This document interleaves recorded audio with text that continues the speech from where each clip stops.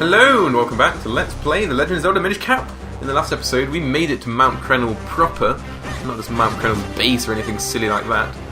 And in this episode we're going to be moving on up these stairs. Dodge the Tektites.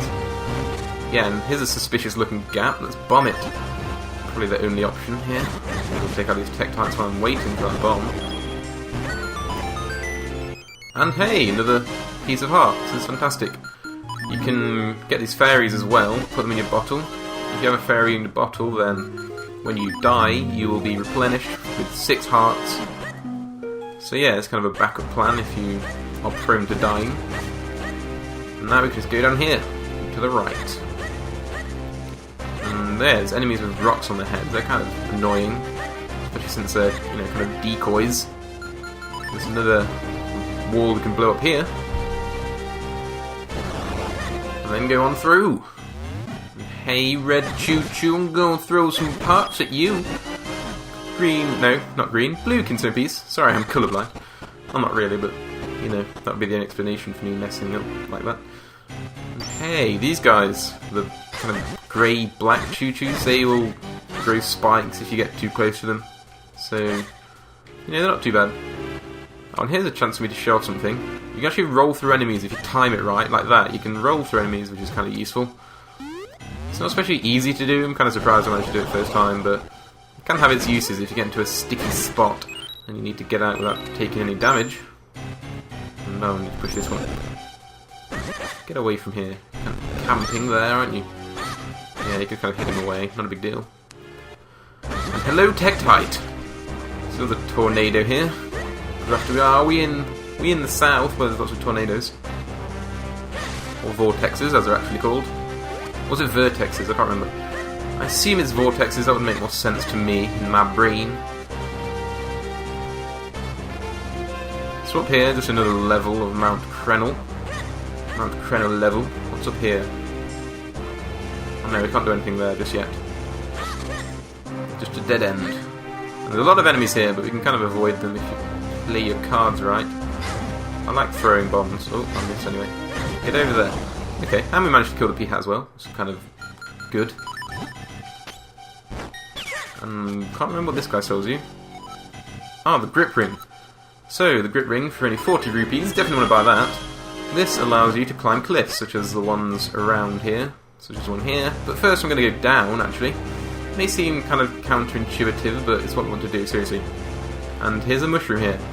Now, funny enough, there's actually a cool speedrun trick you can do to get up to this place. Actually, I didn't mean to do that. Okay, I might as well show it now then. Because I forgot to destroy the rock, which you need to. You can actually use your gust jar from down below and it will grab the mushroom even though it's kind of above. Kind of the perspective of the game's kind of messed up in that respect, but it's kind of a cool trick. And now we can get across. What's in here? Oh, it's just there. What am I thinking? So yeah, it's just kind of a shortcut back up. Which is why I came down here, of course. So we can get across here, and I believe if we go all the way to the left, there'll be a wall for us to climb if we jump down. One with all the rocks falling down. It may look kind of dangerous, but trust me, we do want to go up here. And is it just me, or does Link kind of climb a lot faster sideways than he does going up? Kind of weird, but okay. If you come over here and place a bomb at this, another suspicious gap in the fence here. No bomb throwing. Oops, kind of already disobeyed that. And there'll be a fairy fountain. But there's no fairy. Maybe we should just throw a bomb in.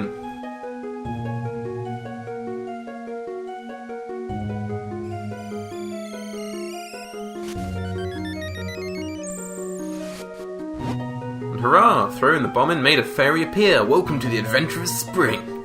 Did you throw the golden bomb into the spring or the silver bomb? Well, I suppose technically we didn't actually throw either, so we'll say that. You are honest. I must reward such an honest adventurer with some of my power. You got a big bomb bag, now we can carry 30 bombs, which is insane. May you fare well in your quest. Farewell and farewell. Okay, thank you, Mr. well, Mrs. Unless it's a transvestite fairy, I'm not 100% sure. Probably female though. So yeah, now we can climb up here, now that we've got the big bomb bag. Definitely don't want to leave that behind. It's a good upgrade. Just go up here. We should pretty much be at the top of Mount Crenel, actually. pretty high up now. And I believe there's a blue tech light here. As you can see, it's a bit faster than its red counterparts. Actually, it is a bit more powerful. It takes 3 hits instead of the usual 2. Now, you want to get on here because, well, if you're 100%ing the game, that is, you want to get on here. Because there's this cave here. If you want to 100% the game, it's a good idea to talk to all the people in the game. I'm the Crenel hermit. I left the world to pursue a life of quiet reflection. You seem to be but a child, and yet you climb this forbidding mountain alone. I must reward your courage with a little information. Have you not seen strange patterned walls as you climb this mountain? Bombs! Bombs are the answer! Well, we already knew that. We've got a few Kinstones with him.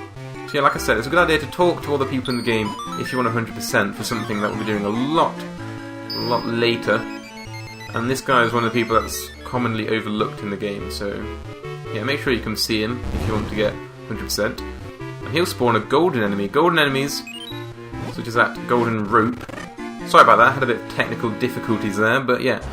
Golden rope. A rope is just a snake in the game, basically. And golden enemies will reward you with a ton of rupees, but they are a lot more powerful than the usual enemies, so make sure you take them out well, I guess. And I think we should be able to just fling ourselves across this giant chasm here. I mean, why not? I mean, what's the worst that could happen? But luckily we made it across, and now it's raining. And actually we don't want to go down just yet. We need to Minish for. Actually we do, sorry. And the music gets all ominous here because it's raining. So yeah, go into this little path, and the rain will be like boulder size, so if it hits you, you'll take damage like that, but taking damage all over the place, aren't I?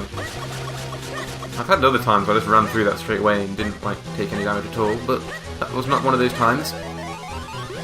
And hey, now it's time for a block puzzle. First of all, push this one into that hole, and then you can push this one up and over to it.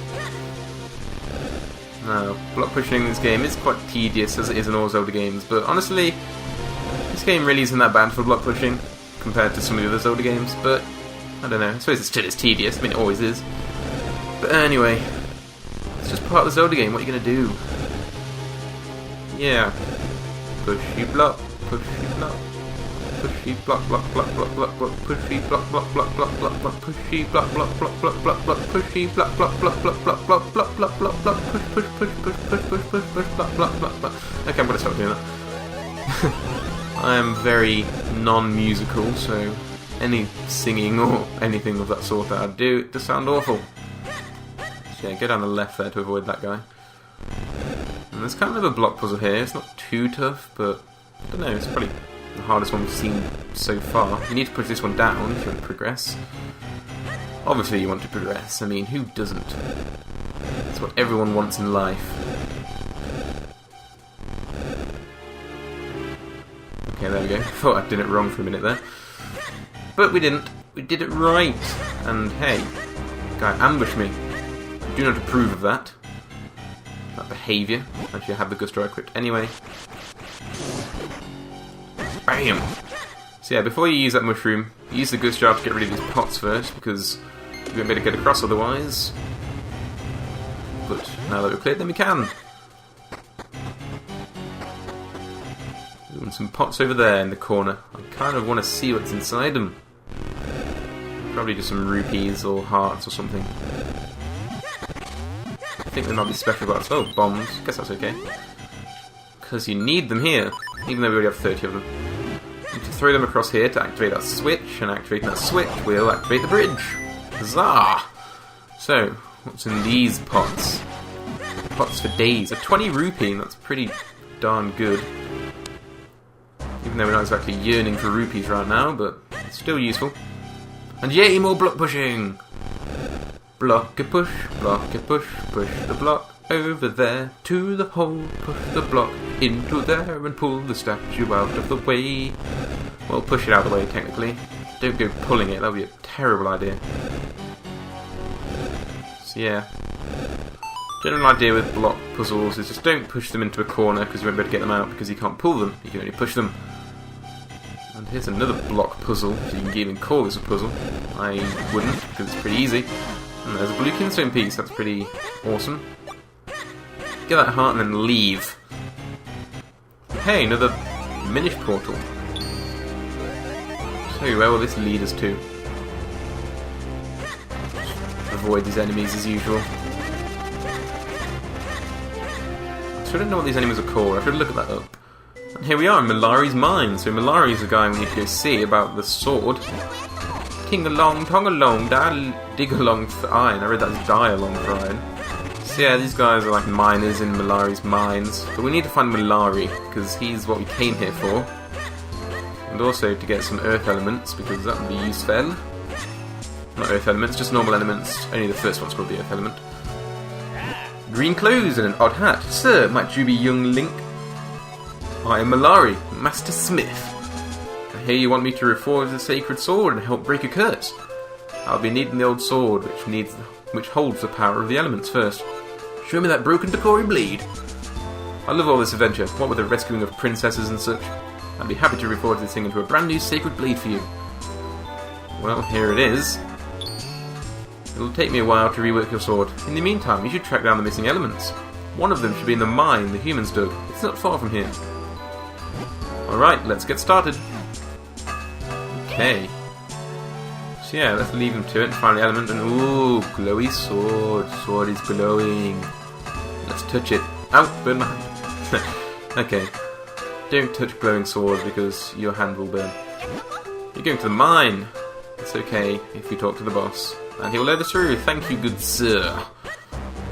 So now we can transfer him to normal size. And it's another one of these weird stone obelisks. Still not sure what they're used for. And yeah, it blows up again. Still rattles in. I agree with you, Eslo. And welcome to the Cave of Flames.